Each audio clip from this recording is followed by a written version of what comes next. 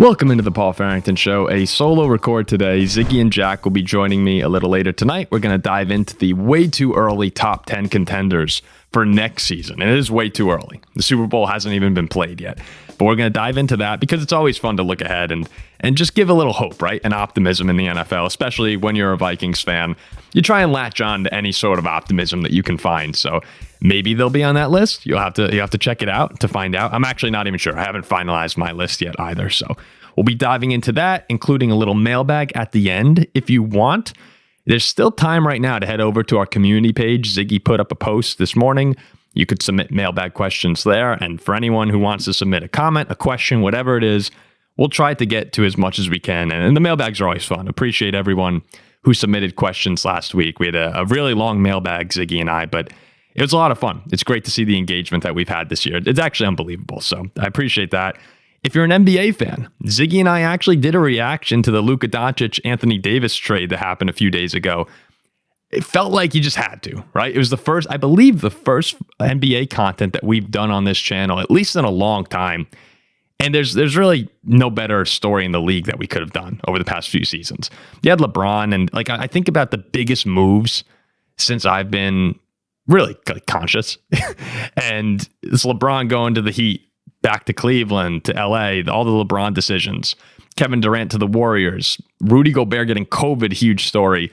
This was right up there. I mean, I produce a show called Hoops Tonight with Jason Timpf, and Jason's unbelievable. You should really go check out his content if you're an NBA fan. He does great work.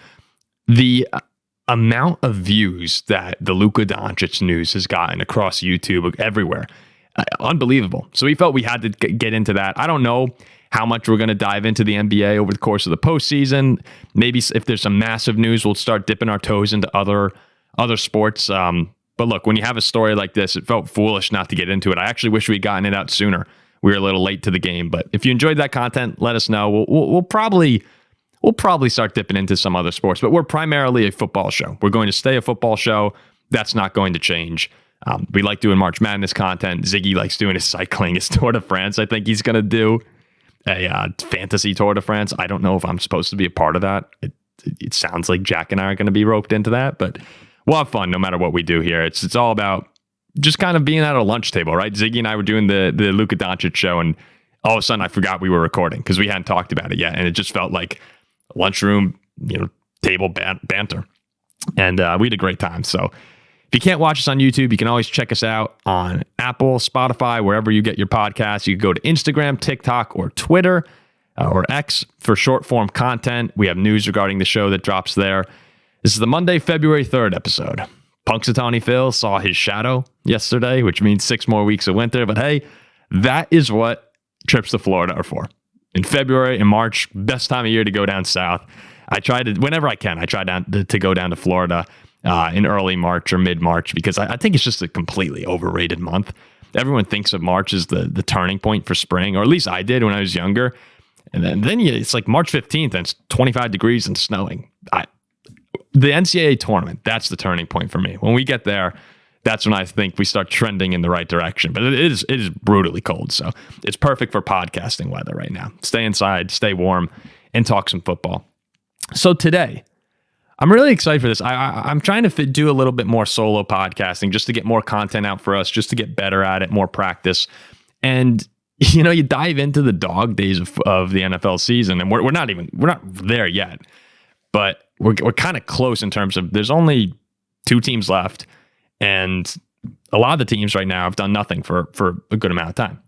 So you're trying to find stories, and this is just something that's been on my mind for a while with the Seattle Seahawks. I'm going to touch on that after I react to the Myles Garrett news, but Seattle's been bothering me for a bit. I want to dive into how exactly I feel about them. The big news of the day, though, is that Myles Garrett requested a trade from the Browns. He said he wants to compete.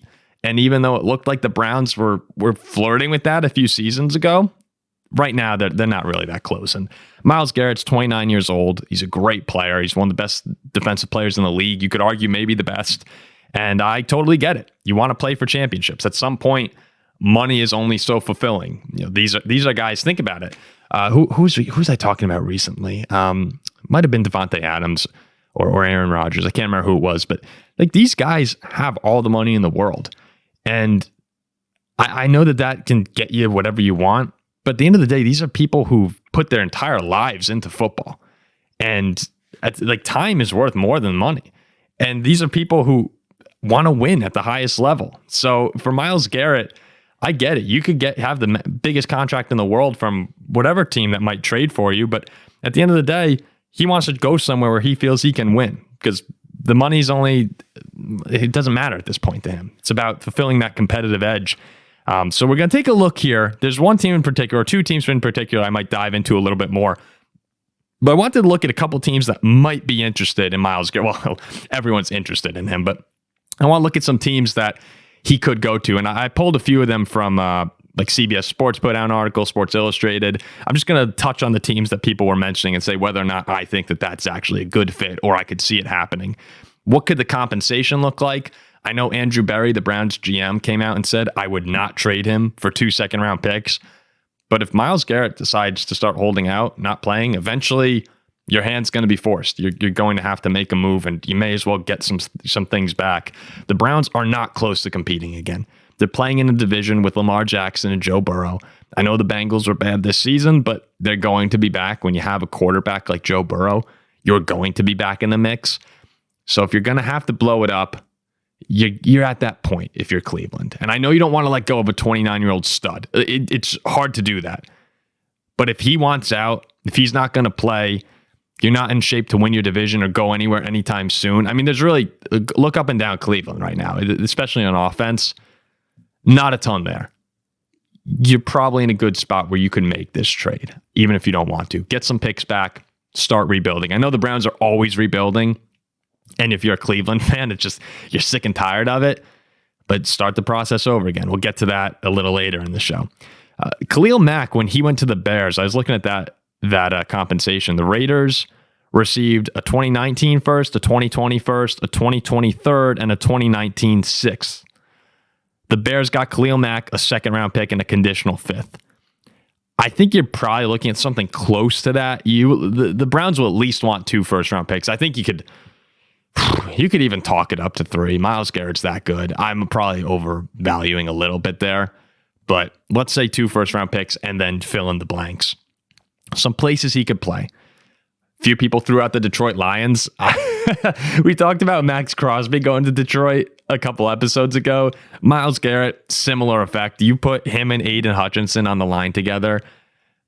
Yeah, those two can win a Super Bowl. They can carry your defense to a Super Bowl. Aiden Hutchinson was so damn good by himself this past year before he got hurt. He led the league in sacks for 4 weeks or something after he was out for the season. You add Myles Garrett to that. As an NFC North fan, yeah, I'm like pissing my pants. That would be miserable.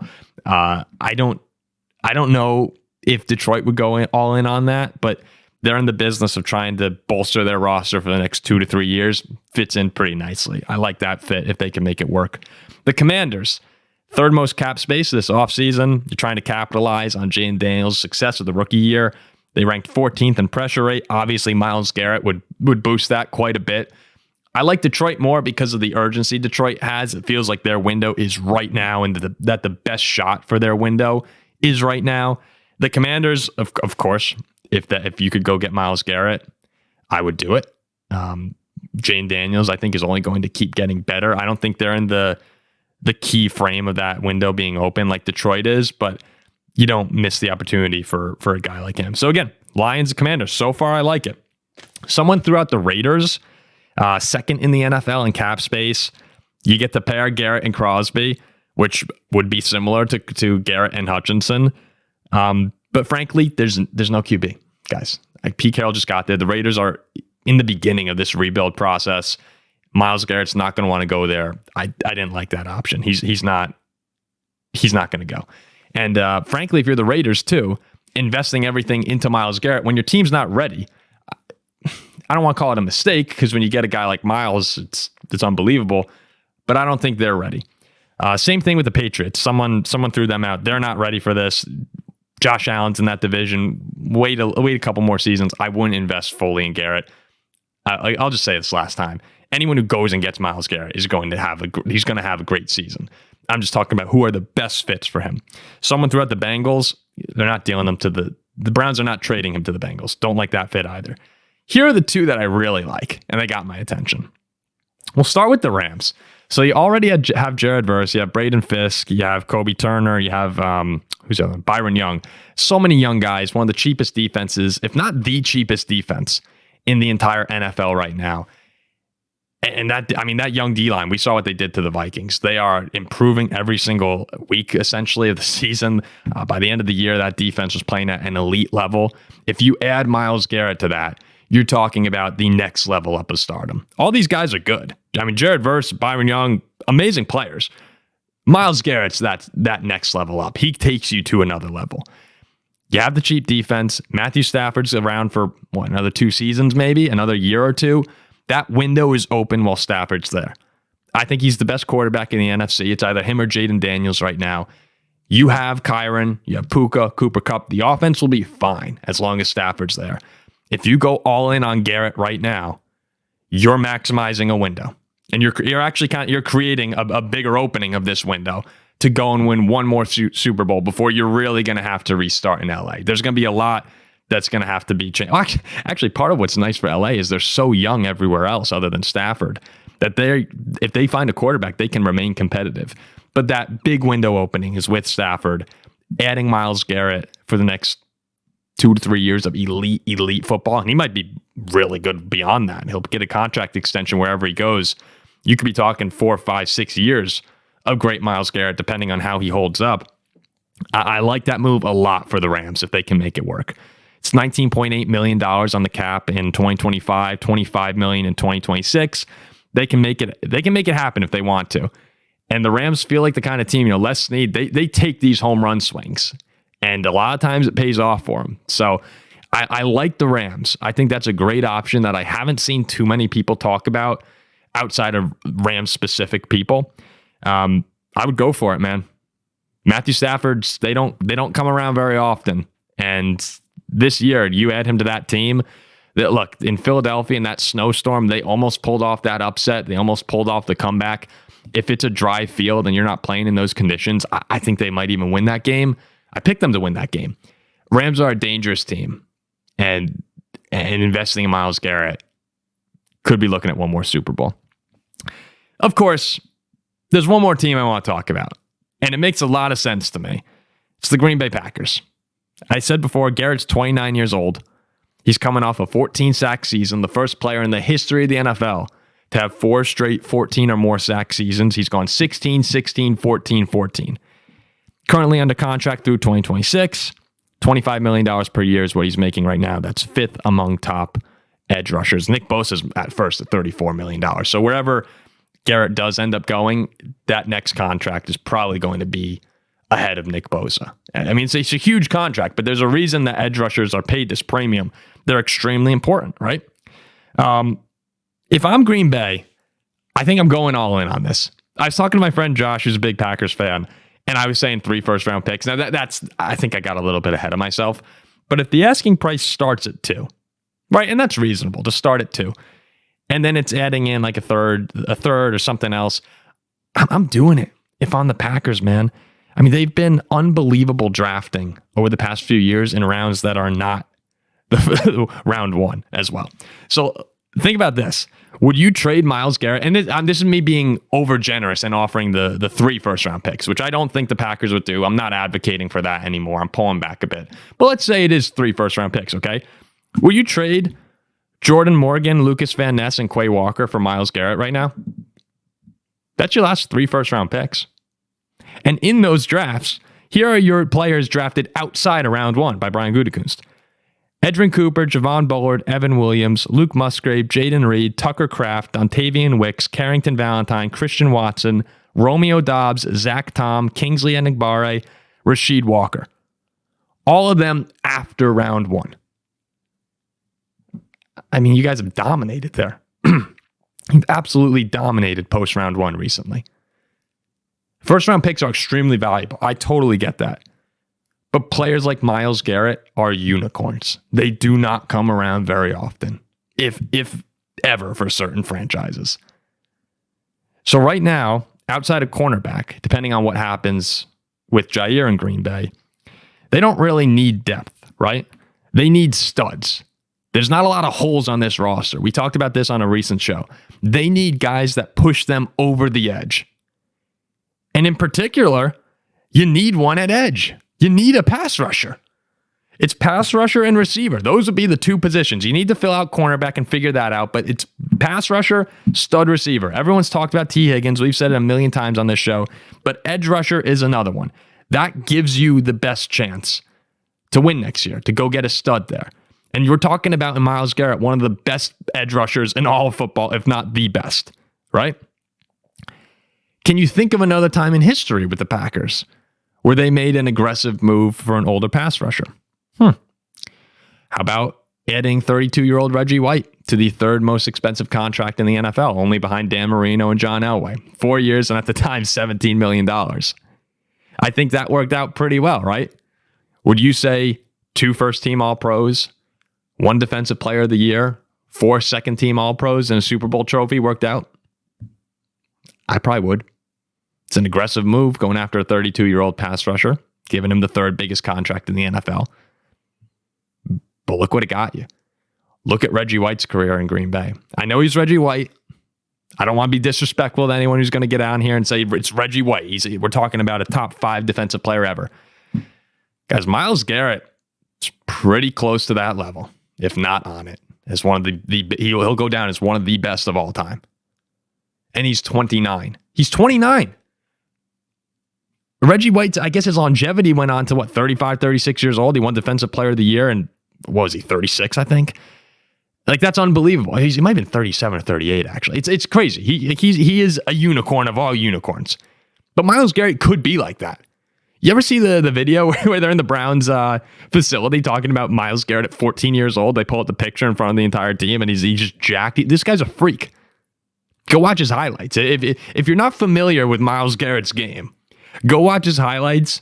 Go look at his statistics. The dude's unbelievable. We talked about TJ Watt and how he is a game changer for the Steelers, how he could basically be their Patrick Mahomes at times. Myles Garrett's like that.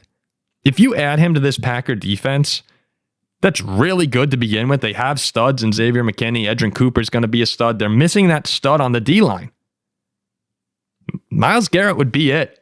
And how do you mess up the Lions, right? Get after Jared Goff. How did you mess up the Vikings this year? Get after Sam Darnold. We're talking about one of the best offensive lines in Detroit in the entire league. 2 of the best tackles in the league in Darisaw and Brian O'Neill for the Vikings. You know, the Bears are their own story. But Caleb got sacked 68 times or whatever this year. That blew up his rookie season. Got to get pressure on the quarterback, especially in this division where Jared Goff and the Lions are at the top. And you got to get to him. If you don't pressure Goff, he'll pick you apart. When you pressure him, he makes mistakes. That's how they lose games, when you get after Goff. It's hard to do it, though, because they have the best offensive line in football, or the second best, maybe behind Philly. So you have to be willing to make an aggressive move here. And I just think it's a perfect situation for Green Bay. One of the best to ever do it is available at a position of need in a time where your window is open, and he could be the final piece. That's why look, I know a lot of Packers fans don't think that they do it or don't think they should.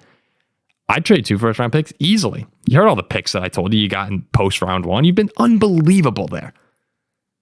Now, I hope they don't. I would hate to see Myles Garrett. I think a lot of times the philosophy that I'm starting to take on is the right decision for the team that I'm playing against or the team that I'm rooting against is probably the move that would make me the most unhappy, right? If you're watching a game and it's 4th and 2, you're like the Packers are on the Vikings 45-yard line. I don't want the Packers going for it. I want them punting the ball to us. The right decision is probably to go for it then. In this case, I don't want Myles Garrett going to Green Bay. Now, if the Packers offered 5 first-round picks, sure. But if you could get a reasonable deal, 2 seconds and then, or 2 first-round picks and then throw in some other things, I'd be pissed off. So now we have to go against Myles Garrett for the next 6 years. So I hope it doesn't happen. But if I were Green Bay, like try and win the Super Bowl, right? You need to figure some things out on offense. Jordan Love needs to get back to the level of elite quarterback. Having Myles Garrett helps take some pressure off. Helps you get off the field a few times, and that's going to make life miserable for your NFC North opponents. So we'll see what happens. I think they should do it. I don't know how the money will work out. They go after a receiver as well. Packers have a good amount of cap space, so I think they'll be okay. It'd be crazy to me to at least not even inquire and try and get something. So the Seattle Seahawks, I think this is kind of interesting here with Seattle. Geno's turnaround has been one of the best in recent football memory to me. Think about his career. It was dead. And I live in Jersey, so Geno Smith was always in the news. Dead with the Jets. Giants did nothing. Then he goes over to the Chargers. Didn't play in Seattle. I completely forgot. He was with Seattle for 2 seasons before he got the opportunity to play. Explodes with a 30-touchdown, 4,300-yard campaign. Like, he's put up some serious numbers, and he's helped them a lot in the transition from Russell Wilson to remain competitive, right? And he's brought stability in a time where that offensive line has been horrible. If you look over the past 3 seasons, Geno's been sacked the second most of anyone in the league, 127 times behind Russell Wilson's 133. He's had to run for his life. It's been bad there. That's been a problem for a long time. It still is a problem. It needs to be fixed.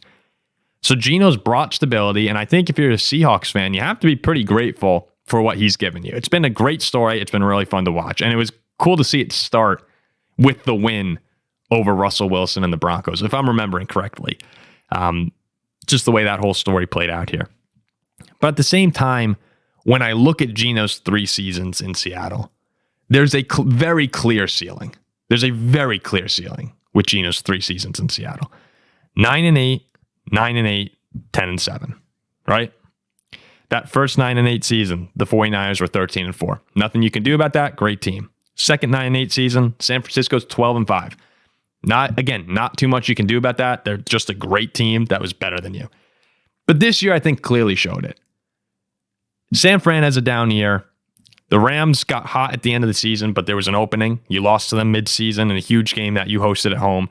And LA goes 10-7, takes the division from you on the tiebreaker. Now you could look at that and say, hey, like, we were tied for first place at the end of the season. And that's acceptable. But the other way that I look at it is there was a very clear opening here to take advantage of a San Francisco team that was crushed by injuries. They're not, in all likelihood, not going to get crushed the same way again next season. You still couldn't win the division. You still couldn't beat most playoff teams. I'm not necessarily saying this whole thing is Geno's fault. That's not the case at all. But it is very clear right now that they're a team that's either 1, going to barely miss the playoffs, or 2, get waxed in the wild card game. Like, that is just going to happen with Seattle. I feel very confident about that. I said that the entire season. Go back to week 1, go back to the preseason show that we did. See, we know exactly who Seattle is, and they lived exactly up to expectations. They are the threshold for who is and who is not a playoff team. Almost every single one of their wins and losses was separated by who is and who is not a playoff team. Who did they beat? They beat the Bears, no playoffs. The Cardinals, no playoffs. The Jets, the Niners post-injuries. The Falcons, the Dolphins, the Patriots, and the Broncos. They beat 1 playoff team in Denver, okay? Who'd they lose to? The Vikings, the Packers, the Rams, the Bills, the 49ers pre-injury, the Lions, and the Giants. There's one team on both sides of these equations that did not live up to the expectation. Losing to the Giants and beating the Broncos. Other than that, the 49ers were the perfect threshold for who should and who should not be a playoff team. And that's where it comes down to it. You have a tough choice here with Geno, where the best decision to remain competitive next year is to keep him. But you don't play in this league. You don't watch, if you're a fan, to just be competitive, right? I hate when people talk about that. I've seen people say that owners care about just getting to the playoffs and having it be a successful season. That's not a successful season, just getting to the playoffs. It's a successful season when you're going in with no expectations. You're supposed to be really bad, and out of nowhere, you have a playoff year. Or if you're ravaged by injuries and you get to the playoffs unexpectedly, that's when you could reflect back and say, okay, like, that was successful. That was good. But now we need to take it to another level, right? The goal is to win Super Bowls. And if you're not consistently making efforts to get to that level, then you're doing your fans a disservice, you're doing the team a disservice, you're doing the sport a disservice. And Seattle's in this spot now where it was cute the first season they made it, right? When they were 9-8, went to the playoffs, got waxed by San Francisco. No one expected them to do anything that year. No one expected Geno to be this crazy comeback story, but they did it. And I think that's a big win for Seattle. But 2 years later, the expectation needs to change. Who wants to just sit there and watch over and over and over again this same exact scenario play out? It's like going to the gym and never increasing your weights at all. You're not going to get that much stronger if you stay on the same weights forever. You'll be strong. You can keep lifting, but you're never going to take it to that next level. And that's where Seattle's at right now to me. There's nothing going on there. It's a very boring team, even though any week they could beat you. You go to Seattle, that's a tough game, right? Geno's your best option to get into the playoffs again next season. But next year's the last deal of his contract, and then he goes into free agency. So if he wants to come back and be the bridge quarterback for a year, fine, I'd take that. I think he'd be a great bridge quarterback. He's a great leader, great story. If you can have a younger quarterback learn under him for a year and then he'll gracefully walk out and find his next team, yeah, I'd take that. But my guess is Geno wants to have a longer deal, or at least, 3-year contract signed this offseason. He's 34 years old, probably the last time he's going to get a longer deal. And again, not longer, but a longer than 1 year deal. And he probably wants to be competitive still and have a spot where he's the guy.